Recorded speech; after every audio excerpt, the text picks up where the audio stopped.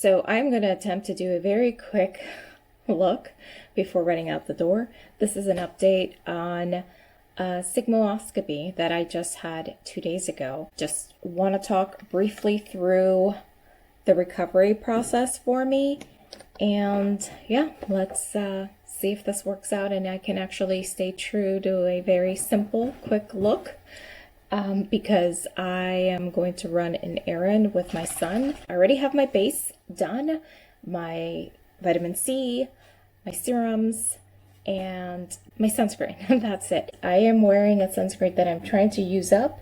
It's the Haru Haru, but it's a different version. It's not this one. This does not have any white cast. The one I have in the bathroom does have a white cast, which probably you can tell. So normally do not start with a serum primer, but I've been using this up. I received this as a gift from a friend because that white Haru Haru sunscreen is kind of drying. This one's a little bit more moisturizing. I'm gonna attempt to see if there's no pilling with this. So this is Ilia True Skin Radiant Firming Serum, which is kind of dewy. And my dog is staring at me right now because he wants to play. So let's see if I can do this video without him interrupting me. So I'm only going to put this in the middle of my face. All right, I don't need to explain what I'm doing because you guys could see. It is currently Wednesday,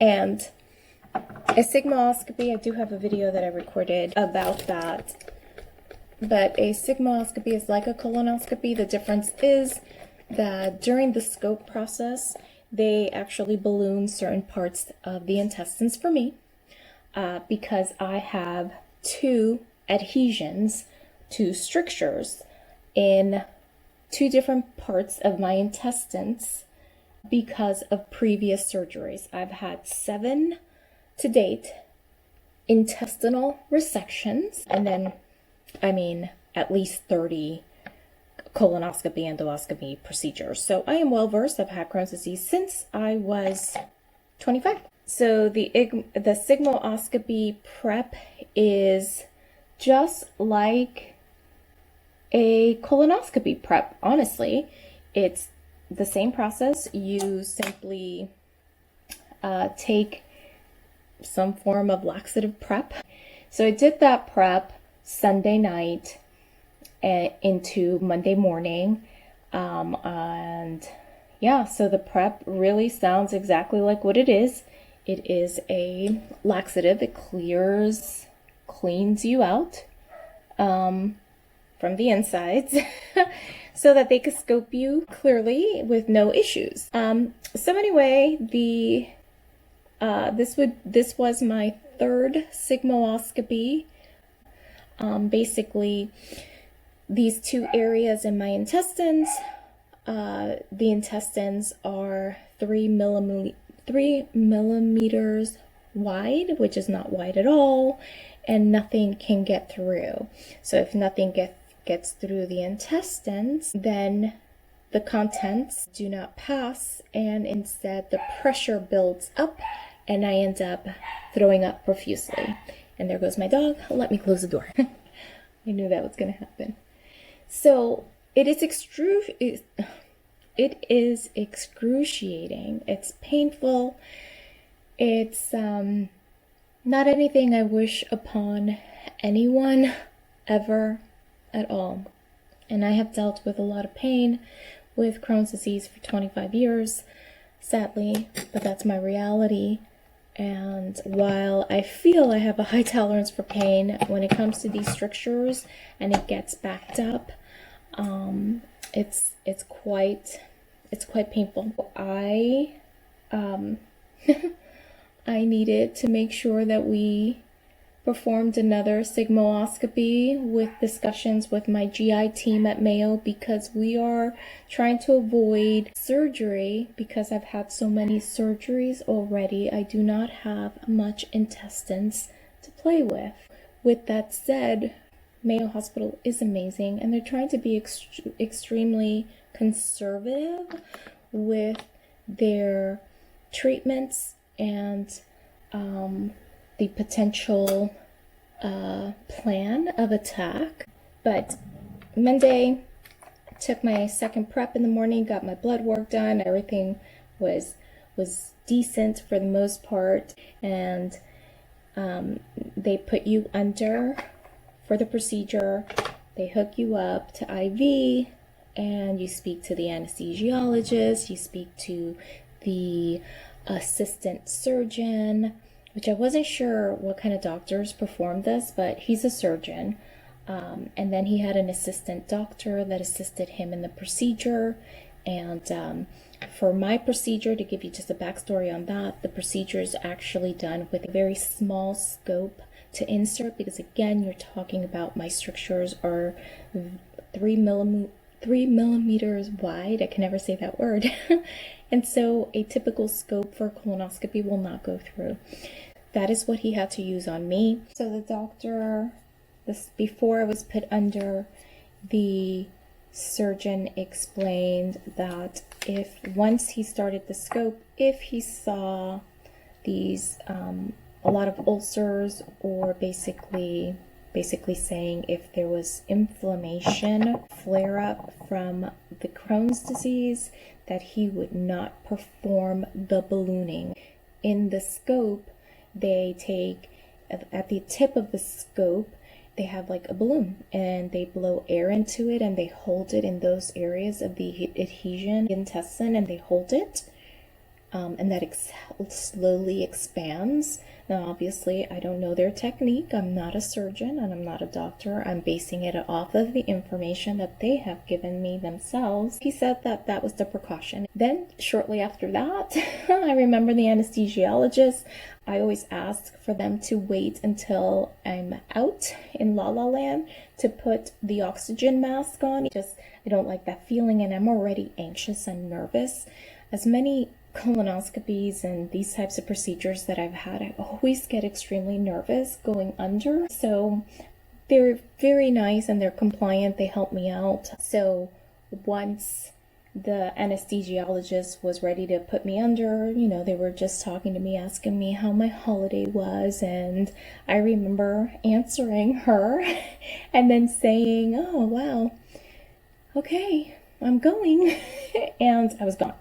The procedure, a colonoscopy, typically can last anywhere from 15 to 20 minutes, of course, depending on the patient, depending on the procedure, and depending on complications. But yeah, so about an hour and a half after I remember being wheeled into the room, I was in recovery. Then waking up, they're waking you up and they're talking to you and they're asking you questions, and you're like groggy and you're like, I want to sleep, or at least that's me. I'm like, oh, stop asking me questions. I just want to sleep. But then I'd say about 15 minutes into it, I'm, slowly waking up and I'm coming to. For me, I'm cognizant of what I just had done. I'm cognizant of my surroundings. You can't drive after this procedure. You cannot sign any papers. You cannot do anything, heavy decision making or any decision making at all for at least 24 to 48 hours, depending on what your doctor says for you. But for me, they told me to lay low, do not exercise for a few days, and certainly don't drive for the first 24 hours. And I didn't. But anyway, so I'm waking up and I'm really groggy and all that stuff. I was in recovery for an hour, and then my sister picks me up and we were on our way back home, but I was able to speak to her clearly. There was no issues. I remember our conversation right now still. I didn't feel bloated or gassy or necessarily uncomfortable within that first few hours of waking up. So got home around 5 p.m. and was finally able to eat. So had some food and My sister was hanging out for a couple of hours before she had to leave, so we just caught up and we talked. And I remember around 8 o'clock, I started getting a headache. And now looking back at it, I did not drink enough water. So around 8 o'clock, I started getting a headache, and I started feeling kind of bloaty, like bloating in one of my areas of strictures, which is my right side. And I was like, well, that's weird, because in the past I didn't remember getting that exact feeling. But anyway, my sister left by 9 o'clock, and I took a shower and I put my PJs on and started watching a movie, drank water, hydrated, and just kind of decided that I was going to go to bed, because again, the headache, I don't suffer from headaches a lot at all. So when I get a headache, it's annoying because I don't get headaches a whole lot. And so I went to bed. The next morning, I woke up like a dump truck had hit me. I felt the anesthesia. And that's something, when I woke up the day before from the procedure, I remember tasting still the anesthesia. And I do remember when it was one of the things that I said to the anesthesiologist as I was going, I was like, oh, I could taste it. I'm going now. So it is a very nasty, I don't remember what it tastes like, but I know that I remember feeling that. And so when I woke up the day after that morning, I remember kind of like feeling like medicine head, like if I had taken some sort of painkiller, or I don't say Benadryl because Benadryl doesn't make me groggy like that, but I certainly felt medicine headish. And I remember feeling that way and just tired. I just felt exhausted, and I slept in, but still I just felt awful. I felt awful. So I would say about 11 o'clock, 12 o'clock, I started feeling better. But at that time, I started feeling more cramping in my abdomen. And one of the things that they do during the procedure, obviously, is they pump you up with air. So the only thing I could think of was that air was passing through my system, which would make sense, clearly, right? Because they pumped me up with air. So I just needed to move. It was really chilly that day, so I decided around 2 o'clock to get up and go for a walk. And that's what I did. Took my dog. We took him out to just a park. It's a boat ramp, actually, right up the road, like just 5 minutes from here.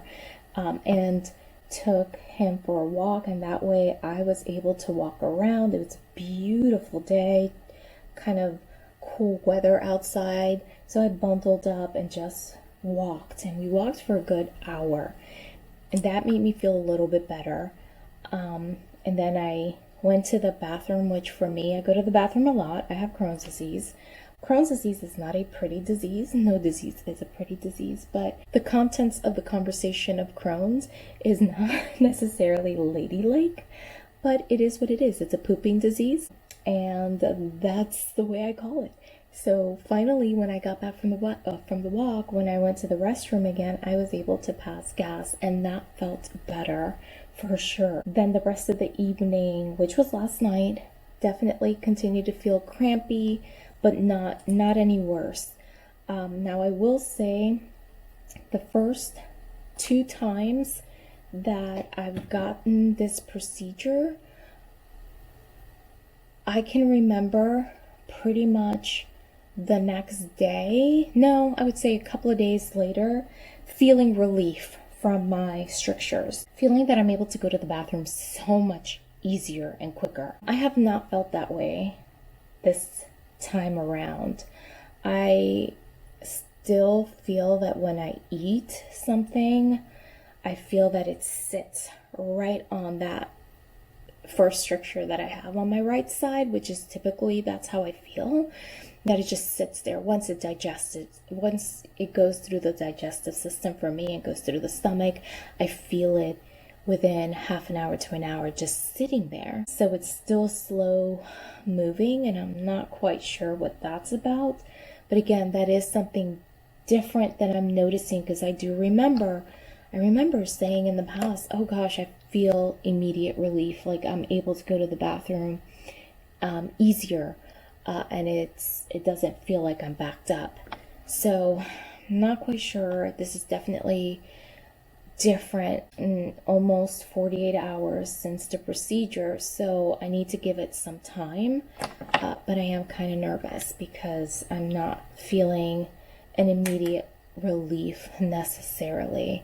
But today's Wednesday. It's the second day after the procedure, and I definitely energy wise, I definitely feel a lot better. I feel like myself. I'm not exhausted, I'm not tired, I'm not lethargic, I'm not I don't have the medicine head, bobblehead feeling clearly, because I'm getting dressed and going out to take my son to return some things.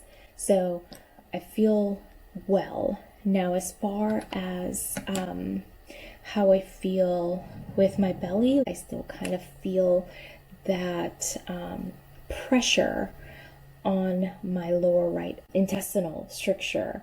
So I'm gonna try my best not to freak out about it or think about it too much.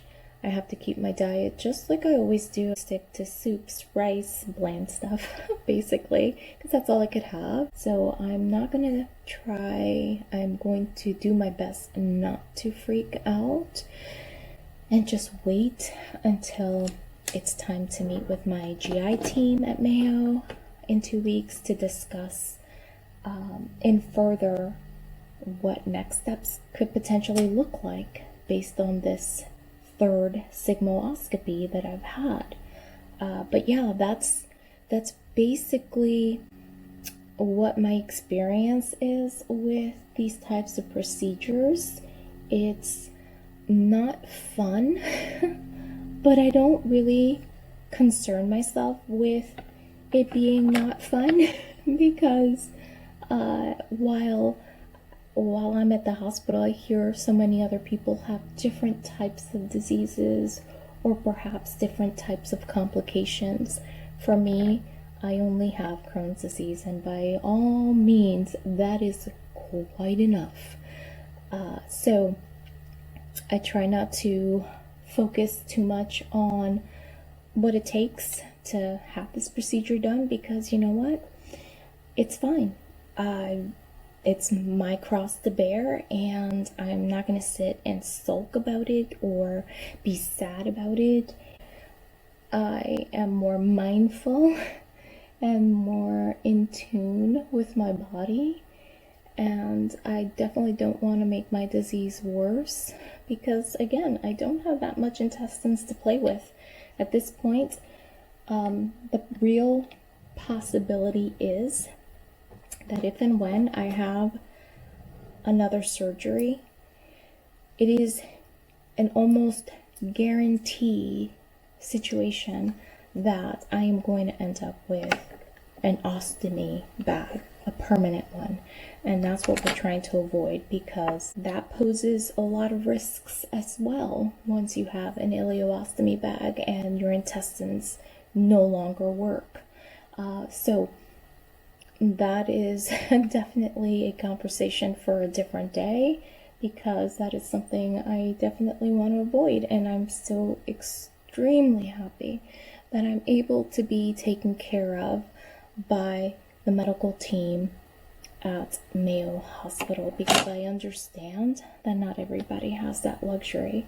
So I do not take that for granted at all. I am very, very grateful.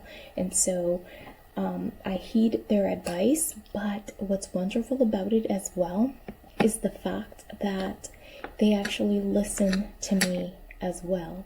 They listen to my opinion, to my concerns, and we have an open discussion, and I've never been able to have that.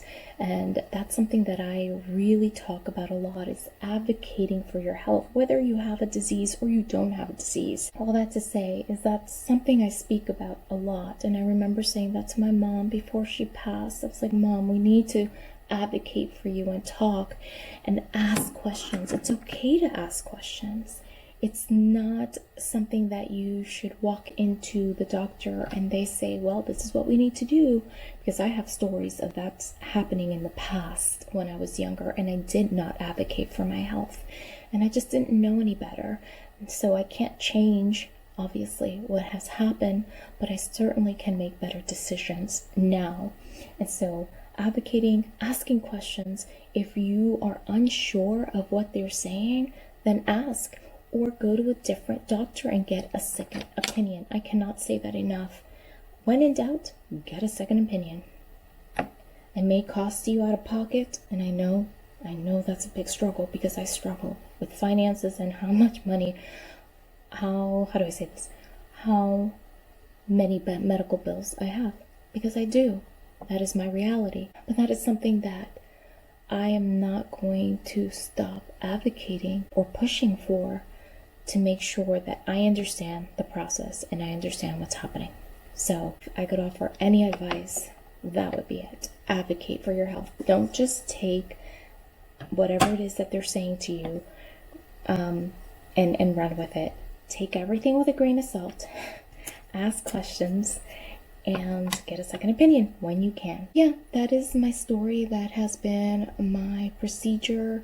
The next steps for me, like I've mentioned, is having the conversation with my GI team and seeing what their suggestion is on next steps, and taking note of what's happening right now, because like I said, I'm not feeling 100% yet, as if this Sigmoidoscopy has made a huge difference like my other two.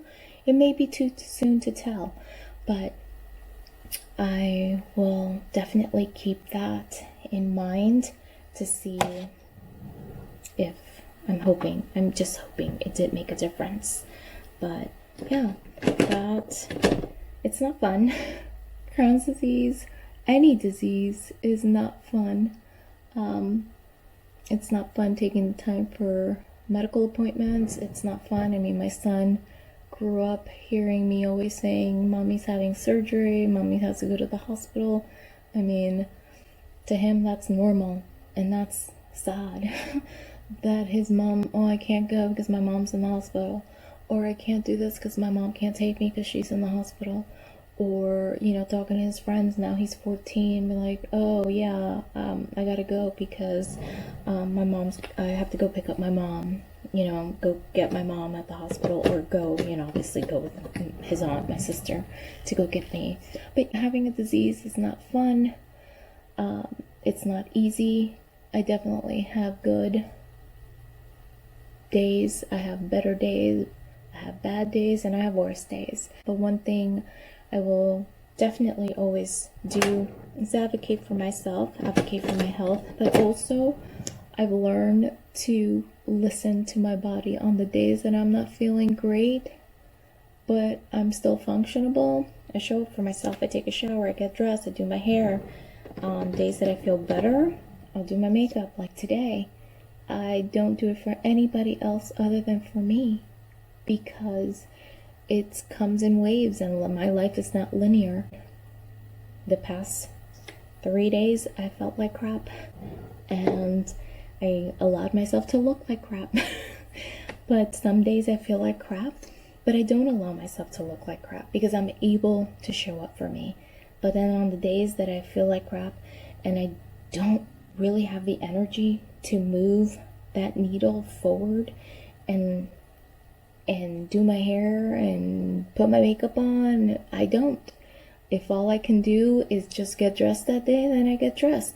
Maybe that day I can put mascara on. Maybe not. Again, no 2 days are going to be alike. All that to say is definitely do what you can and show up for yourself. Just don't give up on yourself. Just don't, if I can say that. All right, so let me put lipstick on, and I think I'm just gonna keep it really neutral and call it a day. Where is my neutral lipstick? Yep, I'm gonna use this Revlon. This is such as an icy one. It's pearl. Because my SD card is full, I gotta go.